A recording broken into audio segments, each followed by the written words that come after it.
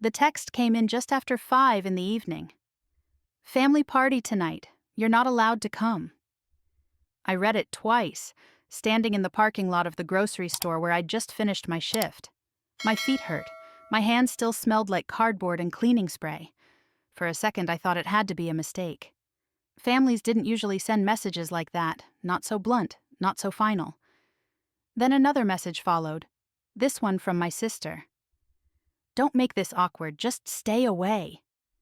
I stared at my phone until the screen dimmed. No explanation, no apology, just an instruction, like I was a problem to be managed. An inconvenience best kept out of sight. An hour later, I made the mistake of driving past the house anyway. I don't know why. Maybe I needed proof. The lights were on. Cars lined the street. Laughter drifted through open windows, warm and careless. The kind of sound you make when you're sure you belong somewhere. I parked down the block and sat there for a full minute, gripping the steering wheel. Then I got out of the car and walked up the driveway like I hadn't just been told I didn't exist. The moment I stepped inside, the room went quiet for half a second. Conversations stalled, heads turned, and then my sister laughed. Not nervously, not politely. She laughed the way someone does when they know they've already won. She looked straight at me, raised her glass slightly and said, loud enough for everyone to hear, "Why are you here? Get out." No one corrected her. No one stepped in. I felt every pair of eyes slide away from mine, like silence itself had chosen a side. I didn't argue. I didn't ask why. I turned around and walked back out without saying a word. What I didn't know, what none of them knew, was that within minutes of me leaving, a man they didn't recognize would walk into that party and ask a single question that would change everything. Who was just kicked out? I didn't hear that question at the time. I was already in my car, pulling away from the curb, my chest tight but my face strangely calm. I'd learned a long time ago how to leave quietly, how to make myself small enough that no one felt guilty watching me go. As I drove, the moment replayed in my head, not as a shock but as a confirmation. This wasn't new, it was just louder than usual. For years, I'd been excluded in softer ways. Decisions made without me, conversations that stopped when I walked in, invitations that arrived late or not at all. Tonight, they'd simply stopped pretending. My sister Lauren had always been good at that, turning exclusion into something that looked reasonable, even necessary. She had a talent for making people believe her version of events without ever raising her voice. Growing up, she was the one teachers praised, neighbors admired, relatives bragged about. She learned early that confidence, when backed by approval, could pass for authority. I learned something else. I learned how to watch. As I drove through familiar streets, I realized there was a strange relief in what had just happened. Being told outright that I wasn't welcome hurt, but it also removed any lingering doubt. I wasn't imagining things. I hadn't been too sensitive. This was the role I'd been assigned, and tonight they'd finally said it out loud. My phone buzzed again. I didn't look at it. I already knew no one was calling to apologize. If anything, they were probably annoyed I'd shown up at all, annoyed that I'd disrupted the picture they were painting of themselves. I pulled into my apartment parking lot and sat there with the engine running. The building looked the same as it always did. Quiet, unremarkable, invisible to anyone who wasn't looking for it. I turned off the car and leaned my head back against the seat. For most of my life, moments like this had left me questioning myself, wondering what I could have done differently, how I could have been easier to include, easier to love. But tonight, something had shifted. I didn't feel embarrassed. I didn't feel ashamed. I felt finished. Finished hoping that if I stayed patient long enough, they'd eventually notice. Finished believing that silence was the same thing as peace. Finished shrinking myself to fit into rooms where I was clearly not wanted. I went upstairs, kicked off my shoes, and set my phone face down on the kitchen counter. The party was still going on without me. Toasts were probably being made, stories told. My sister's laugh echoing over clinking glasses, certain and unchallenged. I didn't know yet what was happening inside that house. I didn't know that the balance of the room had already started to tilt. All I knew was that for the first time in my life, Being erased felt less like a loss and more like the end of a long misunderstanding. I thought walking out meant I'd lost my place in the family. I had no idea it was the moment everything began to unravel. By the time I reached my apartment, the sharpness of what had happened began to dull, not because it mattered less, but because it felt familiar. Being told I didn't belong wasn't a shock. It was a pattern finally stated without decoration. I'd spent most of my life learning the unspoken rules of my family. Lauren was the one people waited for. I was the one they worked around. It had been that way for as long as I could remember, long before anyone was old enough to call it favoritism. When we were kids, adults described us in pairs. Lauren was bright and driven. I was sweet and quiet.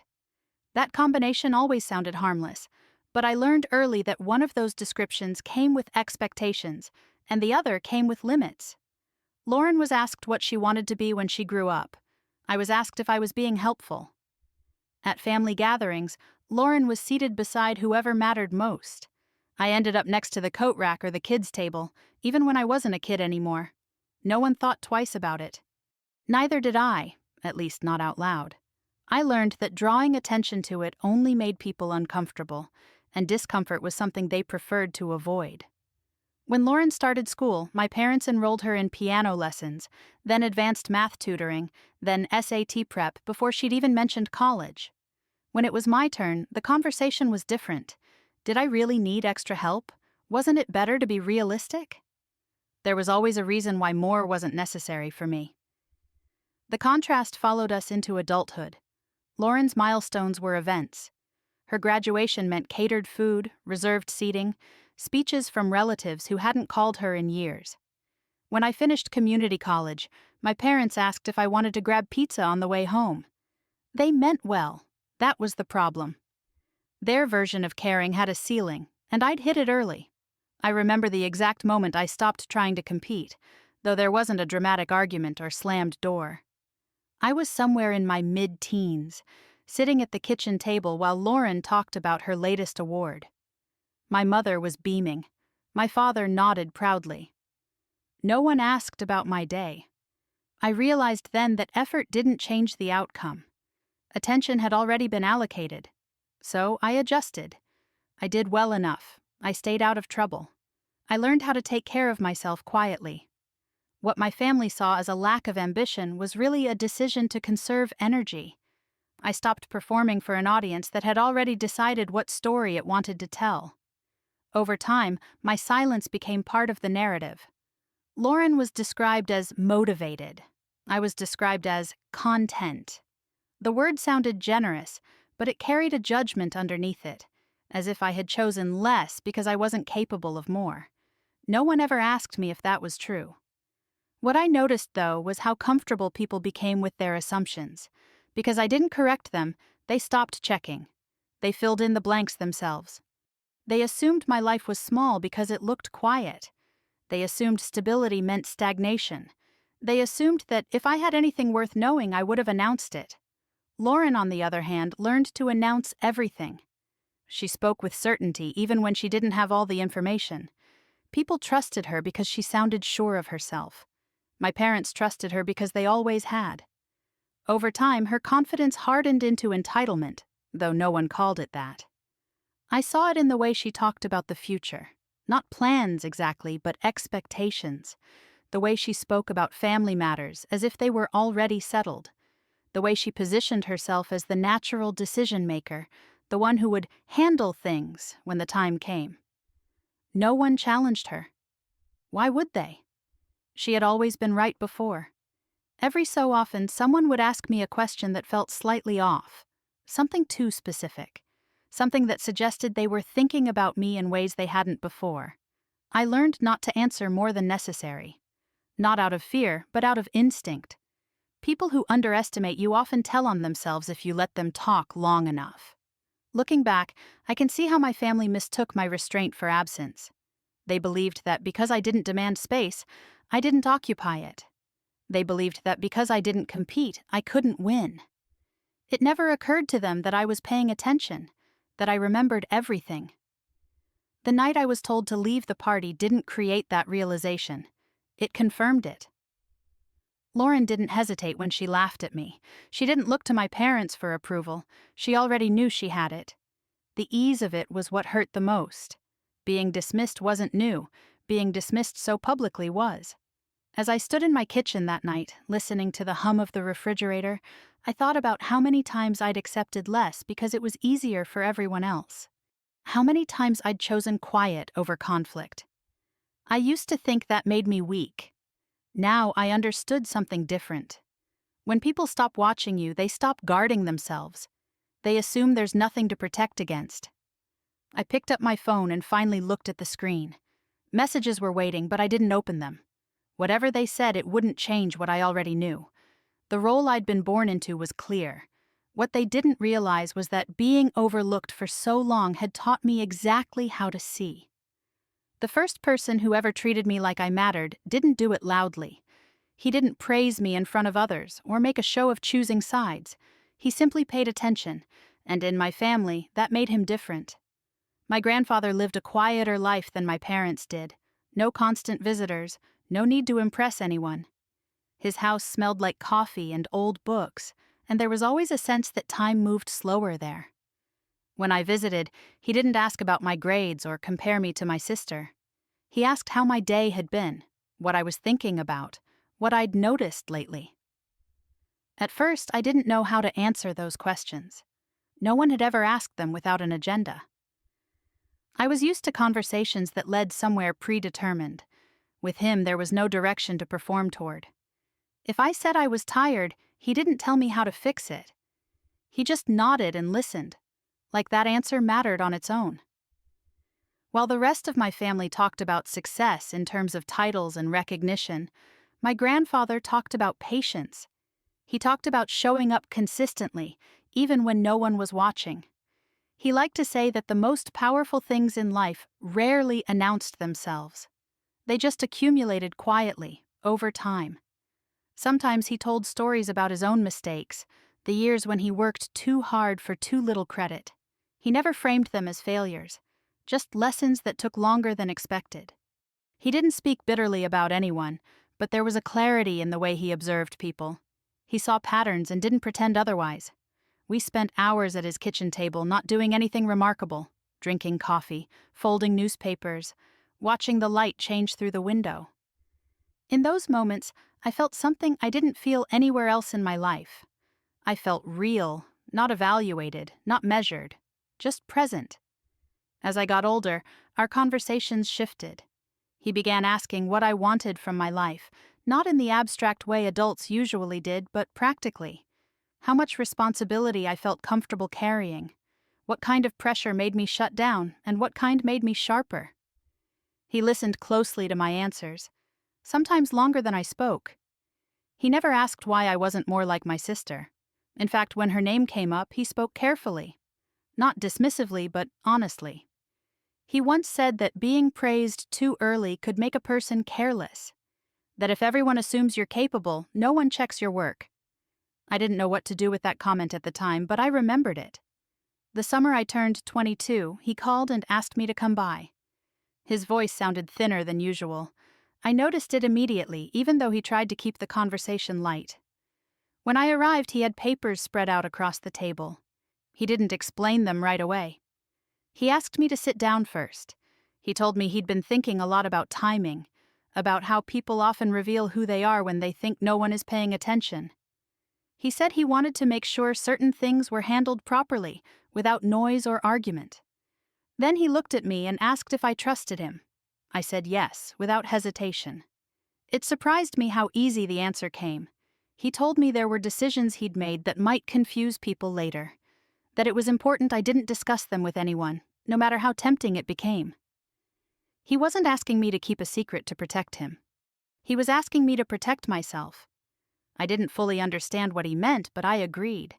He smiled then, a small, tired smile, and said that silence was often mistaken for weakness, that people underestimated restraint because they couldn't measure it. He told me that being overlooked could be an advantage if I knew how to use it. After that day, I noticed how deliberate his words became. He spoke less, but every sentence felt intentional. When he talked about the family, it wasn't with anger, just resignation. He knew how things worked. He had watched it happen for years. He never asked me to confront anyone or change their behavior. He simply encouraged me to stay observant. When he passed away, it didn't feel sudden, even though I wasn't prepared for the absence. At the service, people spoke about his generosity and wisdom, but it all sounded distant, like a summary that missed the point. No one mentioned how quietly he'd lived, or how carefully he'd chosen when to speak. In the months that followed, life went on as expected. My family grieved loudly, then moved forward. I grieved privately.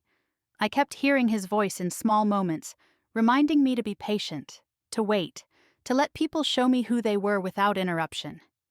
I carried those conversations with me into my everyday life, into my routines, into my decisions. I didn't talk about him much. Not because I didn't care, but because the things he'd given me weren't meant to be explained. They were meant to be practiced. Looking back now, I see that he wasn't preparing me for a confrontation. He was preparing me for clarity. He knew there would come a moment when the truth didn't need to be argued, only acknowledged.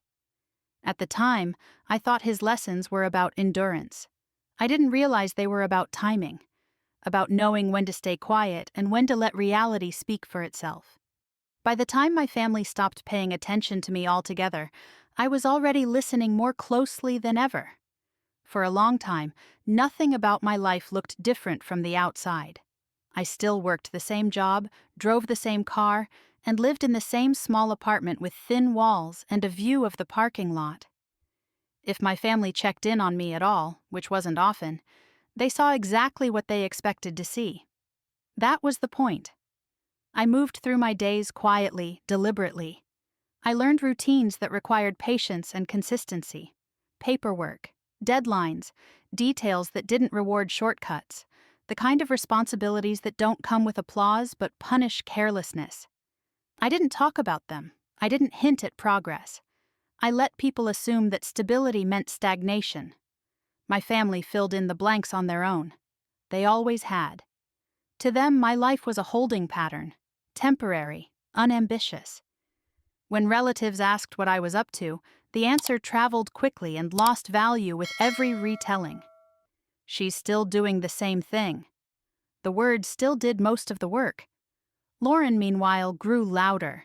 She spoke often about the future, about legacy and responsibility, about how important it was for someone capable to take the lead when the time came. She said these things casually, like they were already settled facts. People nodded along. My parents echoed her confidence without questioning it. She had become the narrator of our family's story, and no one challenged her authority. I noticed a shift about 3 years in. It started with small comments that didn't quite land right. Questions asked sideways. Statements framed as jokes. Someone mentioned a detail they shouldn't have known. Someone else spoke about plans that hadn't been discussed openly. It wasn't enough to confront, but it was enough to register. They were thinking about things they didn't think I was part of. At first, I wondered if I was being paranoid.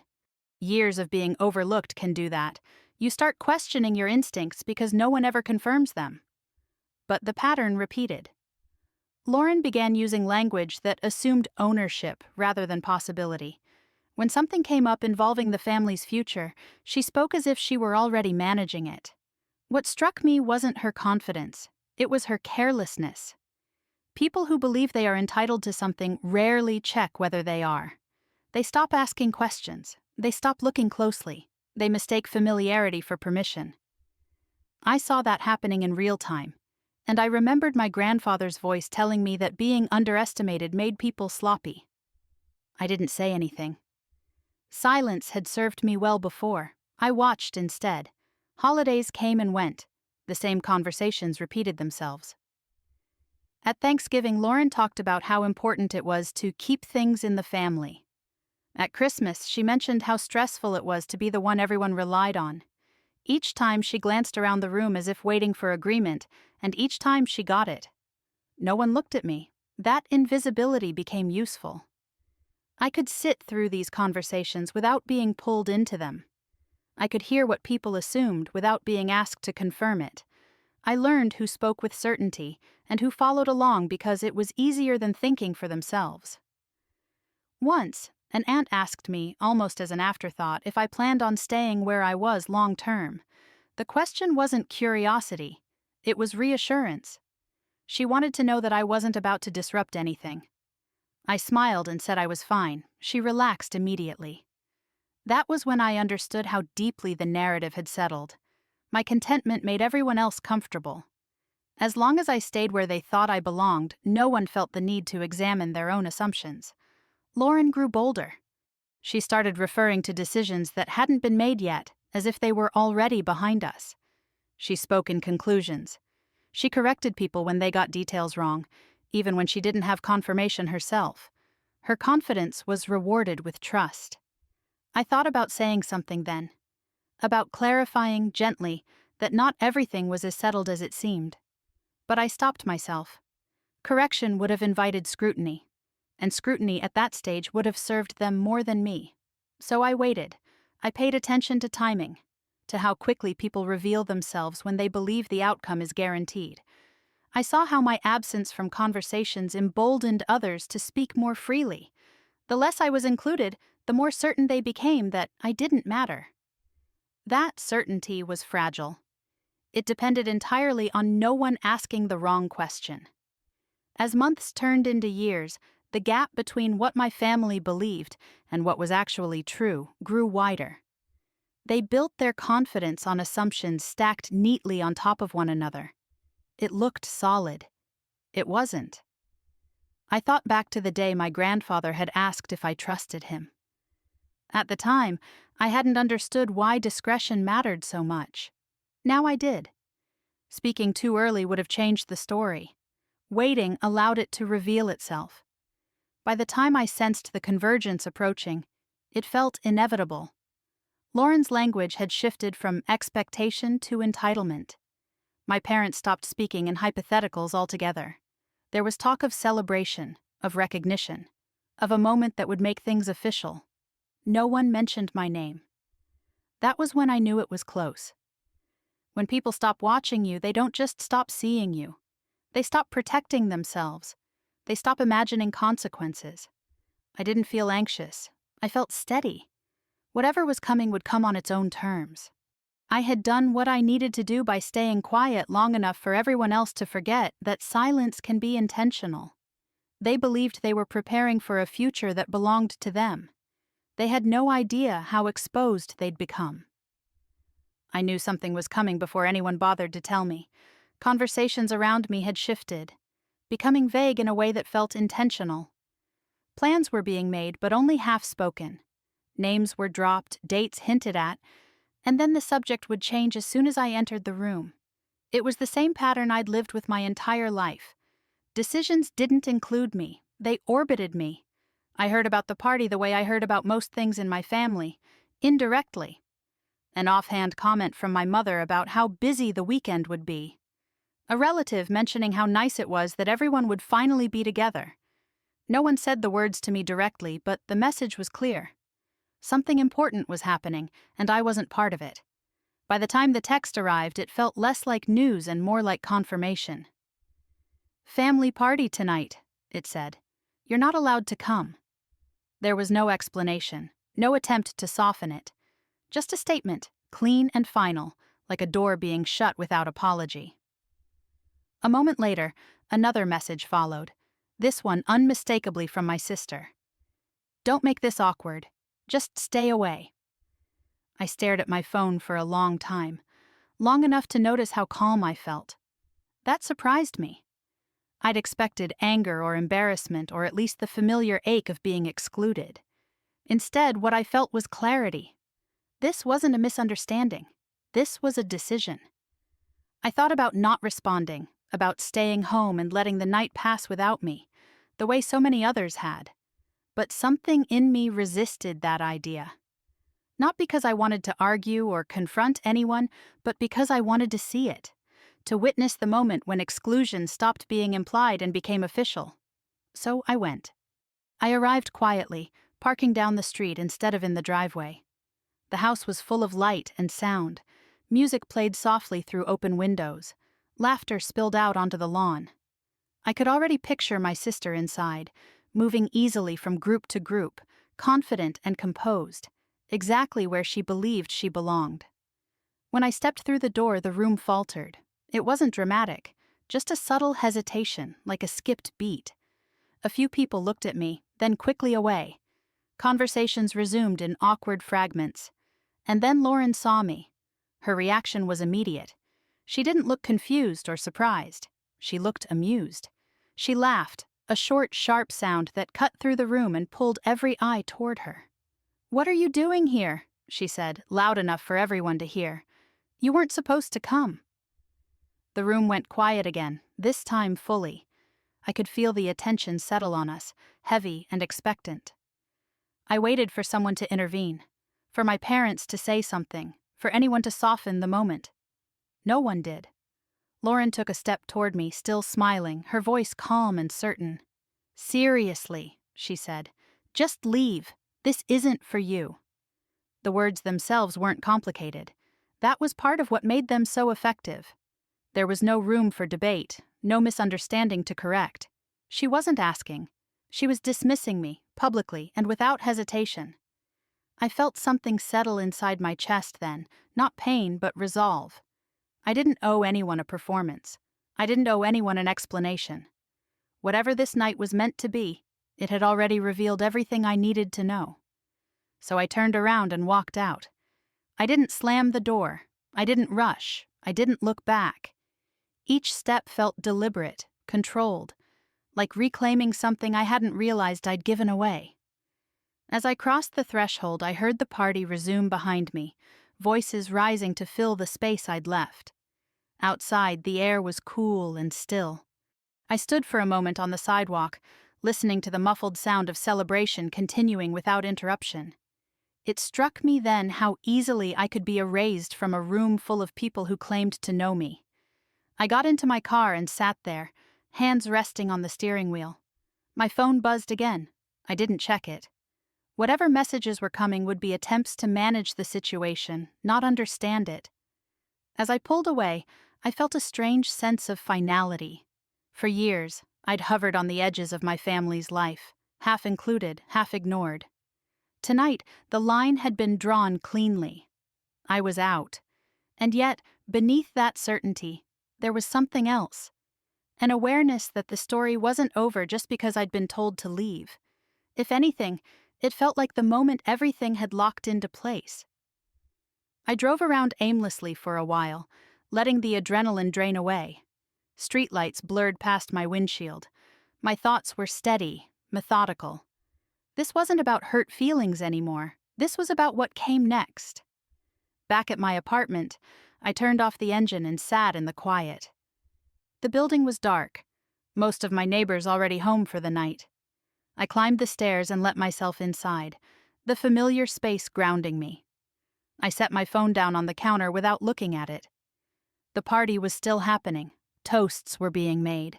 My sister was probably holding court, confident that she'd handled the situation decisively, confident that she'd put me back where I belonged. What she didn't realize was that by laughing and telling me to leave, she'd made a choice she couldn't undo. She'd turned a private pattern into a public act. She'd exposed something she thought was harmless. I stood in my kitchen, listening to the hum of the refrigerator, and felt a calm I hadn't expected. Being asked to stay away had closed a door, but it had also cleared the room. Whatever came next wouldn't require me to prove anything. I believed, in that moment, that the night was finished for me, that my role had ended at the edge of the driveway. I didn't know yet that only minutes after I left, someone would walk into that house and ask a question no one there was prepared to answer. And that the laughter I'd heard on my way out would be the last moment my sister felt truly certain of anything. I was already halfway down the street when my phone vibrated in my pocket. I ignored it. Whatever was happening inside that house no longer felt like my responsibility. I'd been told to leave, and I had. For once, I wasn't going to linger on the edges hoping to be reconsidered. I drove aimlessly for a few minutes, letting the night settle around me. The adrenaline faded, replaced by a familiar quiet. It was the same feeling I used to get after family gatherings, when I'd done my part by showing up and disappearing at the right moments. Tonight had simply cut out the middle. I didn't know then that the mood inside the house had shifted almost immediately after I left.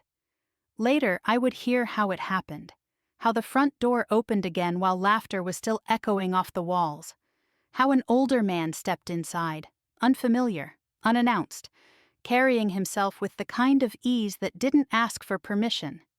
He didn't raise his voice. He didn't look around in awe or confusion. He waited. The room noticed him before anyone spoke. Conversations slowed. Glasses were set down. People glanced at each other, unsure whether this was someone's guest or a mistake that would correct itself. He cleared his throat once, not loudly, just enough to be heard. "Excuse me," he said. "Who was just kicked out?" According to my cousin, the question landed wrong. It wasn't accusatory, it wasn't dramatic. It was calm, almost curious, which somehow made it worse. No one answered at first.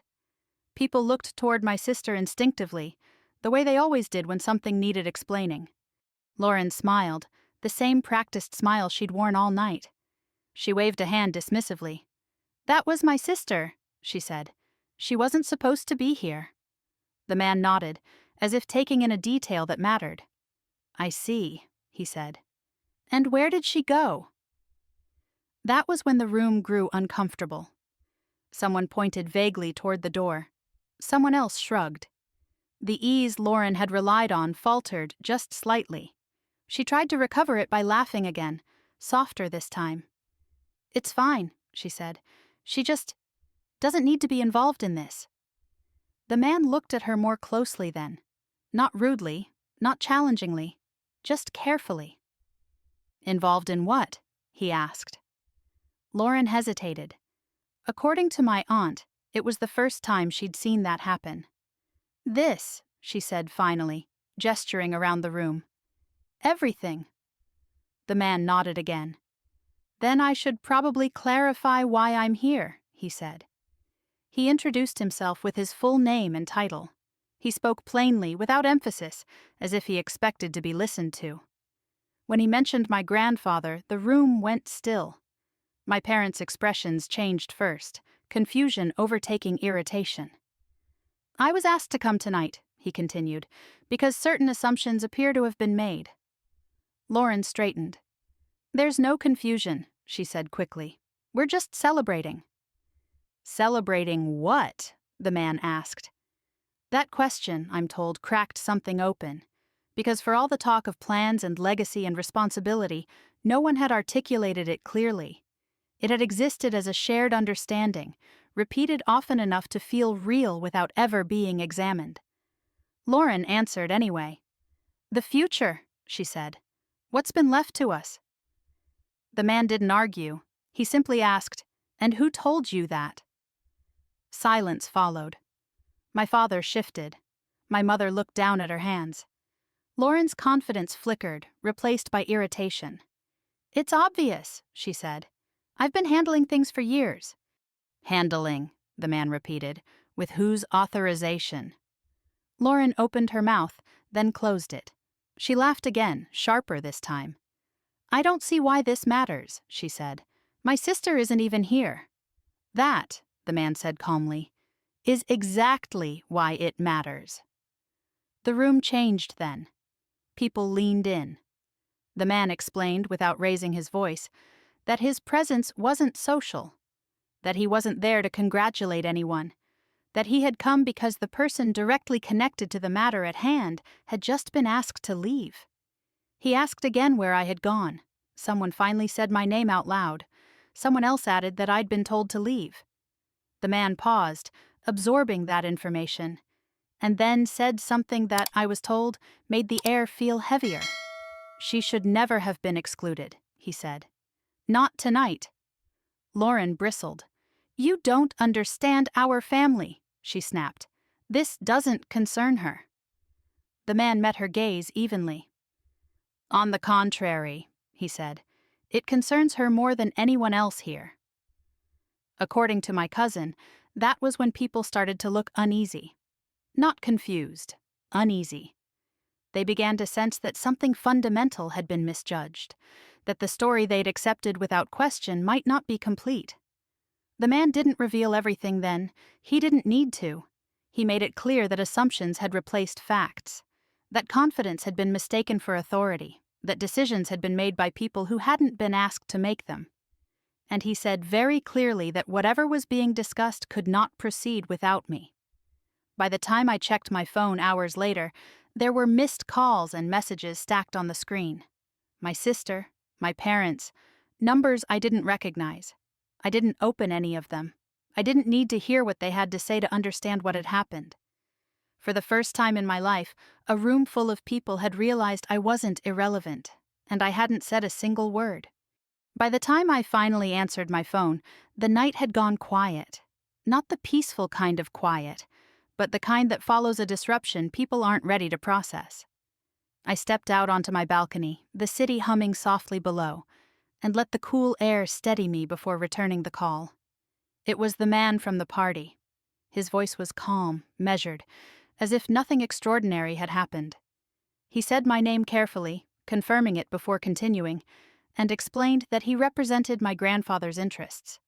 That alone told me everything I needed to know about how wrong the assumptions inside that house had been.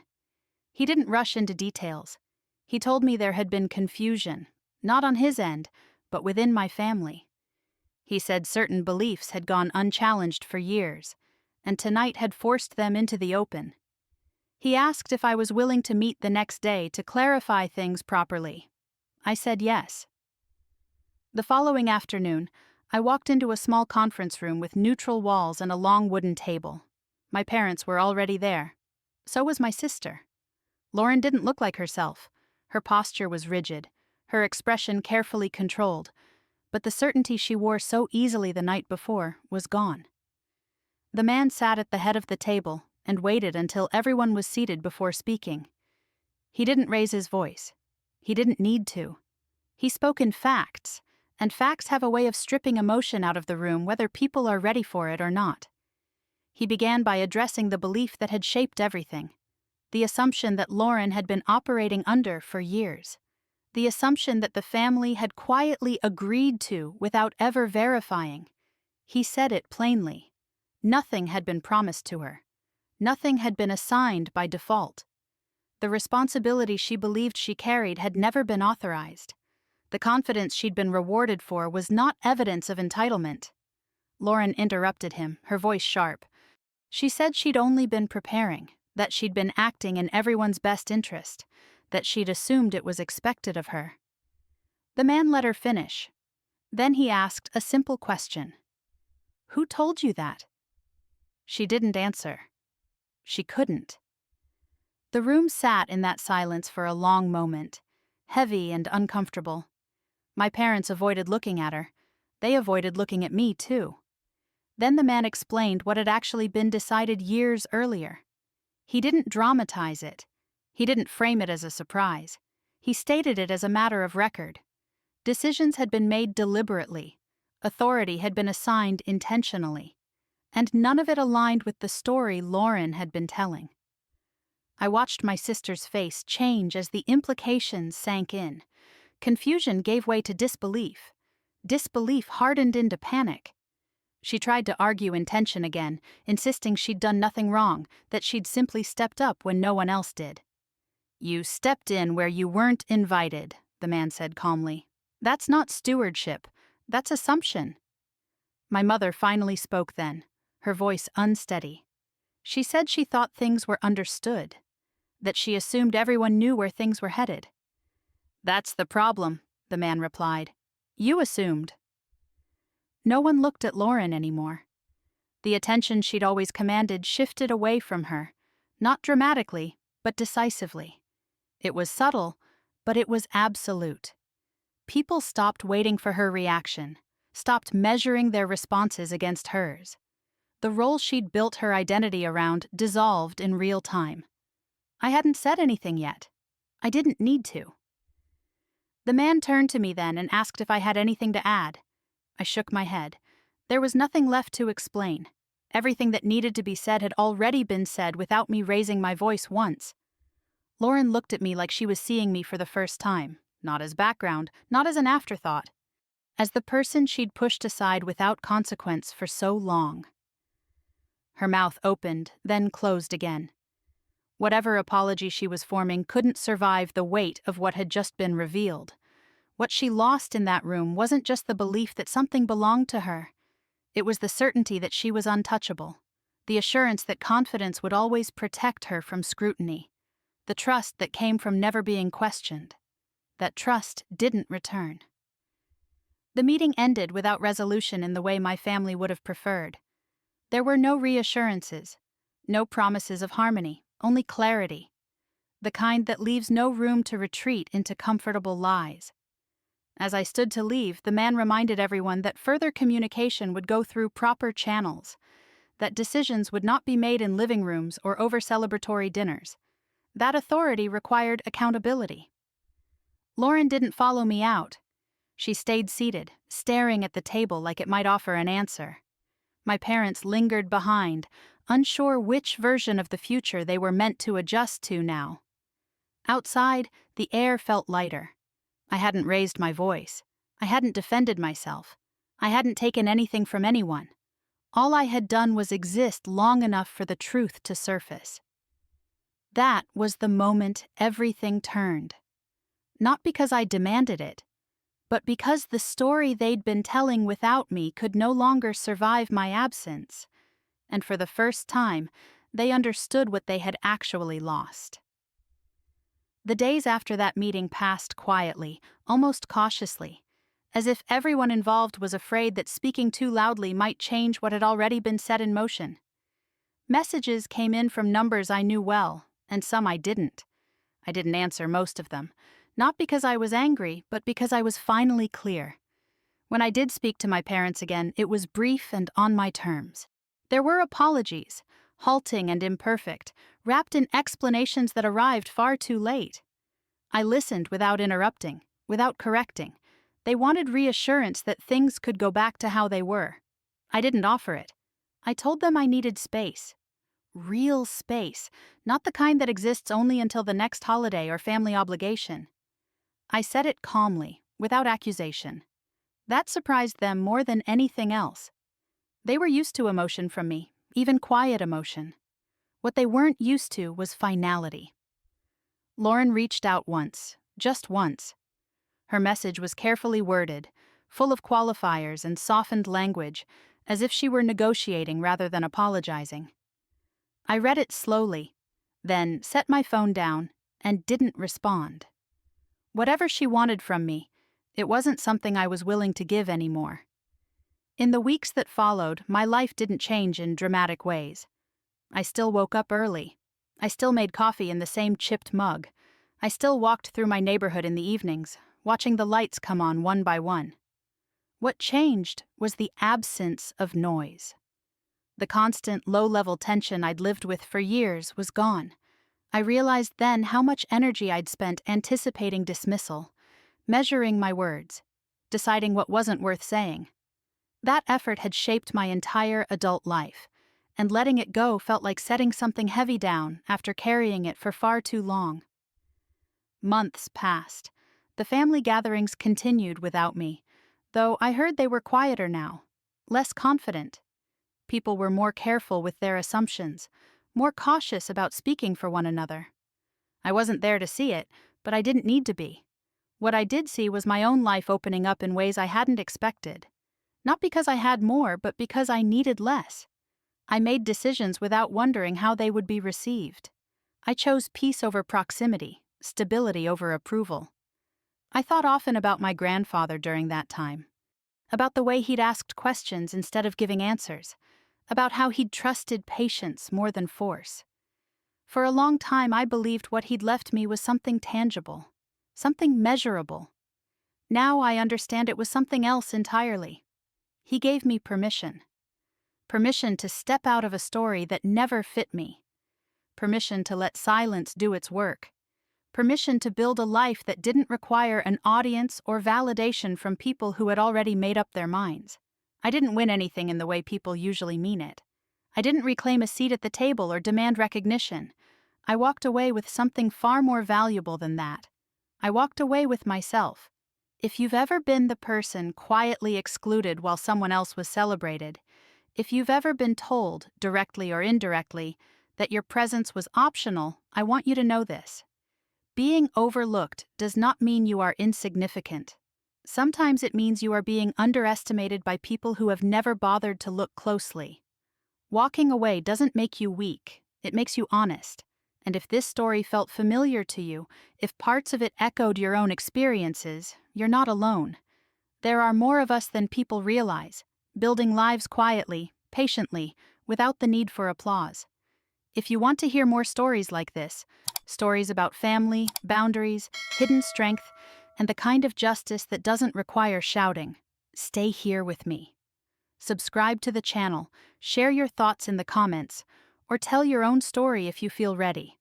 Sometimes the last laugh isn't loud, sometimes it's simply living well on your own terms. This story is fictionalized for dramatic effect.